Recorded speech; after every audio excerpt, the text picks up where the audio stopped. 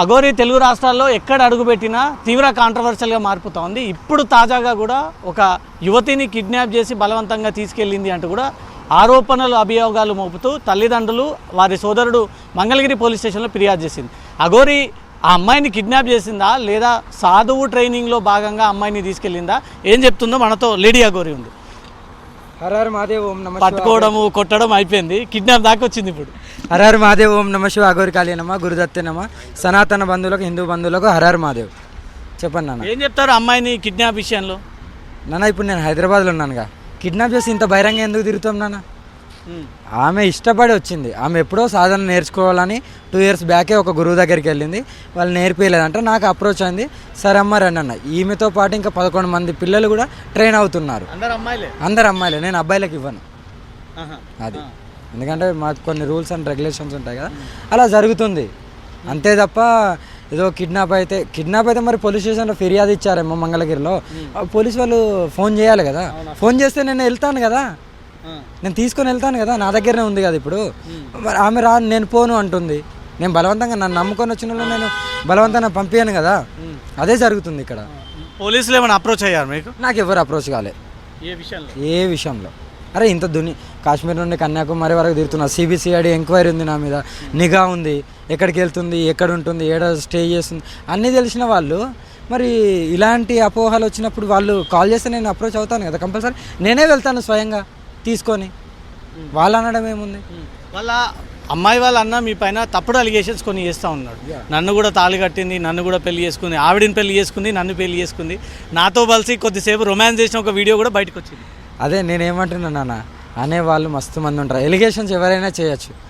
ఇప్పుడు నేను ఒక మాట చెప్తాను, నేను ఎప్పుడైతే అమ్మవారిగా మారానో అప్పుడు జస్ట్ పిన్నిస్తో కుచ్చితే ఎలా ఉంటుందో జస్ట్ ఇక మన చర్మానికి అంత రంధ్రం మాత్రమే ఉంటుంది. ఓన్లీ యూరిన్ పోయడానికి మాత్రమే. నాకు కామక్రోధమే వద్దనుకొని సర్వసం శివయ్య అనుకొని శరీరంతో త్యాగం చేసినోడికి కామమేడికెళ్ళి వస్తుంది.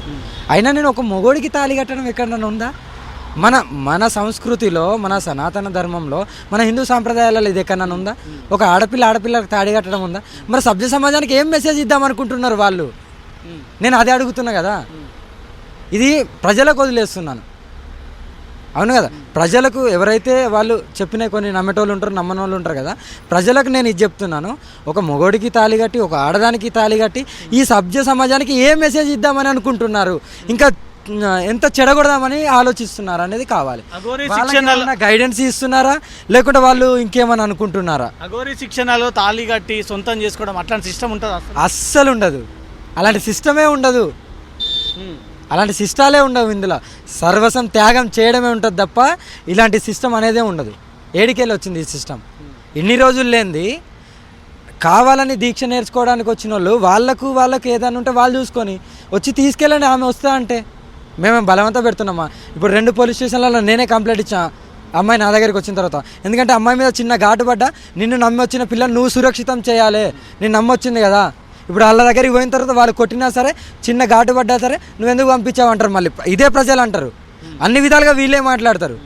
నేను కాదు కదా మాట్లాడేది. నన్ను నమ్మి వచ్చింది కాబట్టి నేను సురక్షితం చేస్తున్నా, సాధన నేర్పిస్తున్నా. శ్రీవర్షిని కుటుంబ సభ్యులు మీ దగ్గరకు వచ్చి ఆ అమ్మాయిని తిరిగి మా కుటుంబానికి అప్పగించండి అంటే మీరు రెడీగా ఉన్నారా? నేను ఇవ్వడానికి రెడీగా ఉన్నాను. ఆ అమ్మాయి పోతుందా పోదా అనేది ఆ అమ్మాయి ఇష్టం. మీ గురించి చెప్పండి. నేను నా గురించి నేను డన్, నేను ఇచ్చేయడానికి రెడీగా ఉన్నాను. ఆమె ఇష్టం, ఆమె సాధన నేర్చుకుంటుందా నేర్చుకోదా ఆమె ఇష్టం.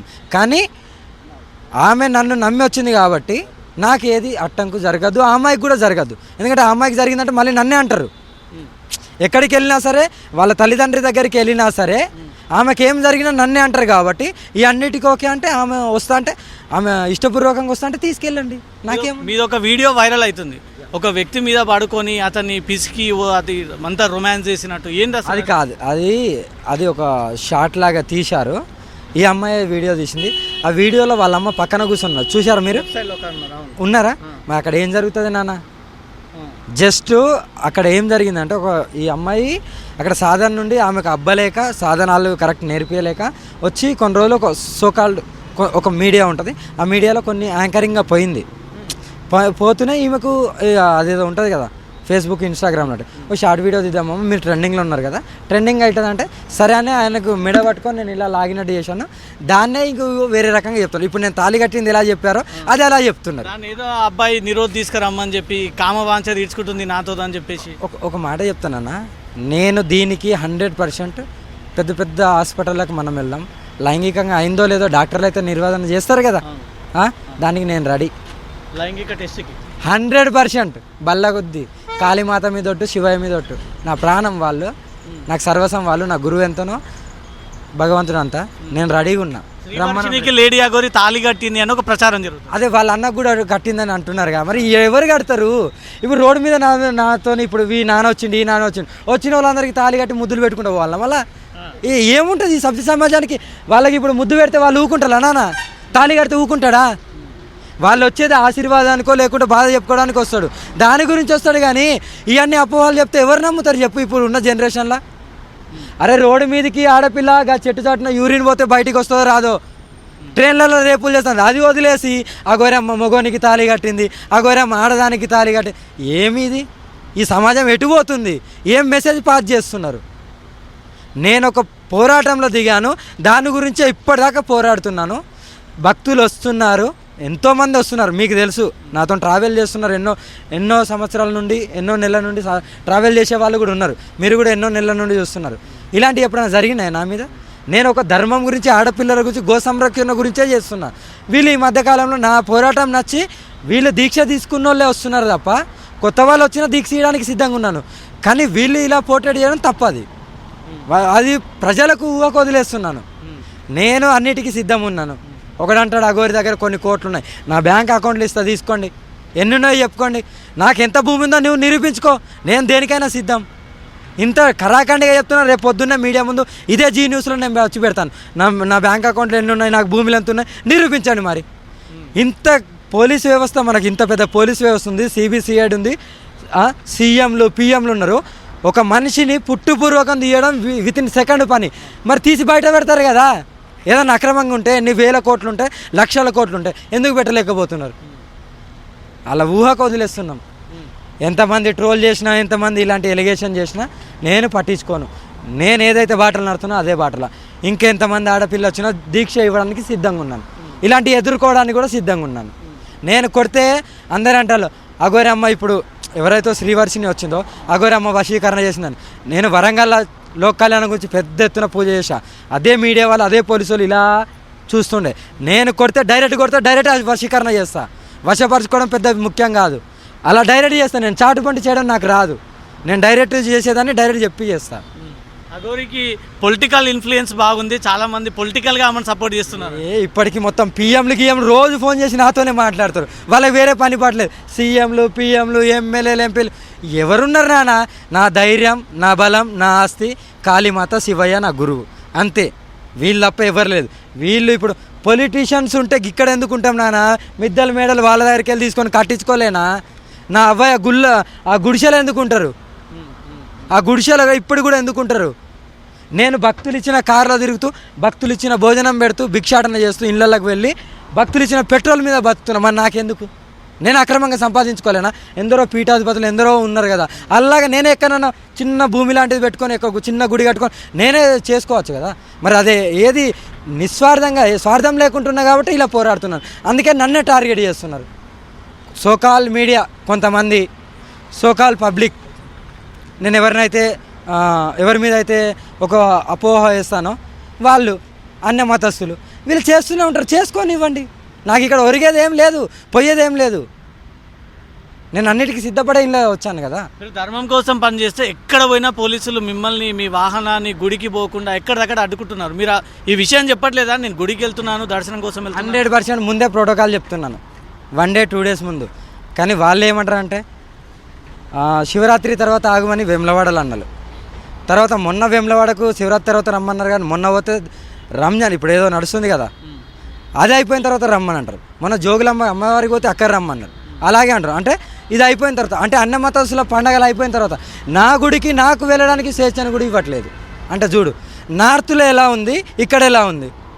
నార్త్లో ఎంతమంది భక్తులు వస్తారు, ఎలా నన్ను తీసుకెళ్తారు, ఎలా ఉంది, ఇక్కడ ఎలా ఉంది అంటున్నాను నేను. అంతే కదా.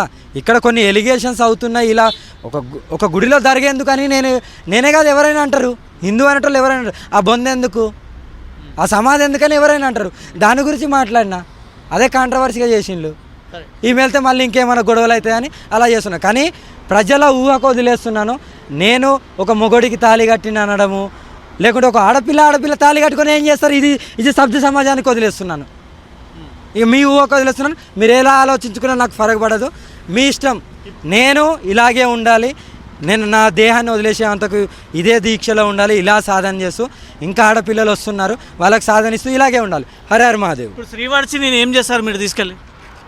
ఆమె అయితే సాధన నేర్చుకుంది, ఫస్ట్ స్టేజ్లో ఉంది, ఒక్కొక్క స్టేజ్ వెళ్తుంటుంది. ఆమెకి 100% నేను ప్రొటెక్షన్ ఇస్తాను. ఎందుకంటే నైట్ 1 గంటకు నన్ను రీచ్ అయింది ఆడపిల్ల ఒక్కతే. ఇప్పుడున్న జనరేషన్లో ఎక్కడెక్కడ ఏమవుతుందో మీకు కూడా తెలుసు. ఎన్ని టీవీ ఛానళ్ళలో ఇక్కడ ఆడపిల్లకి ఇలా జరిగింది, ఇలా జరుగుతుంది, ఇలా మానబంధాలు జరుగుతున్నాయి, ఇలా మర్డర్లు జరుగుతున్నాయని. అలాంటిది ఒక్కతే బస్సు ఎక్కి నా దగ్గరికి వచ్చిందంటే నేను 100% నన్ను నమ్మి వచ్చింది. నా ప్రాణం అడ్డేశానో నేను కాపాడుకుంటాను. ఆమె ఇష్టపూర్వకంగా వెళ్తే వెళ్ళనివ్వండి, ఆమె వెళ్ళను అంటే నేను నా ప్రాణం అడ్డేశానో నేను కాపాడుకుంటూ సాధనలో లీలం చేస్తాను. ఎన్ని రోజులు దీక్ష నేర్పిస్తారా మాకు? కంపల్సరీ 12 years ఉంటుంది, ఒక్కొక్క స్టెప్ ఎక్కాలి. 12 years మీతో పాటే తిప్పుకుంటారు 100%. ఈమెనే కాదు, విహార యాత్రలకు ఇంకా చాలామంది వస్తున్నారు. అందరు త్వరలోనే తిరుగుతూ ఉంటారు. ఇంకా చూడండి, పెద్ద ప్రణాళిక జరగబోతుంది. దాన్ని అడ్డుకోవడం ఎవ్వరి వల్ల కాదు, ఎవరితో కాదు కూడా. బహిరంగ ఫుడ్ కానీ మళ్ళీ ఆమె అవసరాలు కానీ కంపల్సరీ అన్నీ సక్రమంగా జరుగుతాయి, అన్నీ చూసుకుంటూనే ఉన్నాను. ఆమెకు ఫైనాన్షియల్ అరేంజ్మెంట్ కానీ ఫైనాన్షియల్ ఎప్పుడైనా తల్లిదండ్రులు గుర్తొస్తే తీసుకురావడం 100%. వాళ్ళు ఒకవేళ ఈమె చూడాలి అంటే నేను తీసుకెళ్తాను, మాట్లాడతారు. ఆమె మళ్ళీ రావాలన్నప్పుడు మళ్ళీ వస్తుంది. దాంట్లో ఏముంది, కన్న తల్లిదండ్రిని చూడాలని ఆమెకు ఉంటుంది, నా కూతురిని చూడాలని వాళ్ళకు ఉంటుంది. ఆమె వెళ్తా అన్నప్పుడు చూసి 2 రోజులు ఉండొస్తా అంటే వెళ్ళని, లేకుంటే మొత్తానికి అట్టే ఉంటా అంటే ఉండని. ఆమె ఇష్టం కదా నాన్న, ఆమె ఇష్టం. మనమేం బలవంతం పెట్టలేదు. బలవంతం పెట్టి ఇప్పుడు మీరు అన్నట్టు కిడ్నాప్ చేసిందంట ఎక్కడో దాకా హైదరాబాద్కి ఇంత బహిరంగంగా తిరుగుతున్నాం. బహిరంగంగా తిరిగి పోలీస్ స్టేషన్లో దాకా వెళ్ళి కంప్లైంట్ ఇస్తున్నాం. ఎక్కడ మరి కిడ్నాప్ చేసిందని నిరూపించుకోండి. ఇంకా అలా ఊహకు వదిలేస్తున్నాను నాన్న. హర హర మహాదేవ్. శ్రీవర్షిని యొక్క అమ్మాయిని నేను కిడ్నాప్ చేయలేదని తను సాధనలో భాగంగా శిక్షణ కోసం తనను అప్రోచ్ అయింది. నా దగ్గర ఉంది, క్షేమంగానే ఉంది. ఆవిడని ఆ అమ్మాయిని తీసుకొని నేను పర్యటనకు బయలుదేరుతా ఉన్నాను. 12 జ్యోతిర్లింగాలు దర్శించుకోబోతా ఉన్నాను. ఆ అమ్మాయి ఇష్టపరంగా నాతో వస్తుంది కాబట్టి నేను తీసుకెళ్తా ఉన్నాను. ఎక్కడ కూడా నేను కిడ్నాప్ చేయలేదు, హైదరాబాద్లో ఉన్నాను. ఒకవేళ పోలీసులు నాకు కాంటాక్ట్ అయ్యి ఆ అమ్మాయిని తీసుకురావాలంటే మంగళగిరి పోలీసులు కాంటాక్ట్ అయితే తప్పనిసరిగా ఆ అమ్మాయిని తీసుకెళ్ళి నేను పోలీస్ స్టేషన్ కూడా వెళ్తాను. వాళ్ళ కుటుంబ సభ్యులు అడిగి ఆ అమ్మాయిని తీసుకెళ్తా అంటే కూడా పంపించడానికి నేను సిద్ధంగా ఉన్నాను. కానీ అమ్మాయి వస్తుందా లేదా అది ఆమె ఇష్టం బట్టి ఉంటుందంటూ మాత్రం లేడీ అగోరి చెప్తా ఉంది. కెమెరా పర్సన్ మహేందర్తో రవితేజ, జీ న్యూస్, హైదరాబాద్.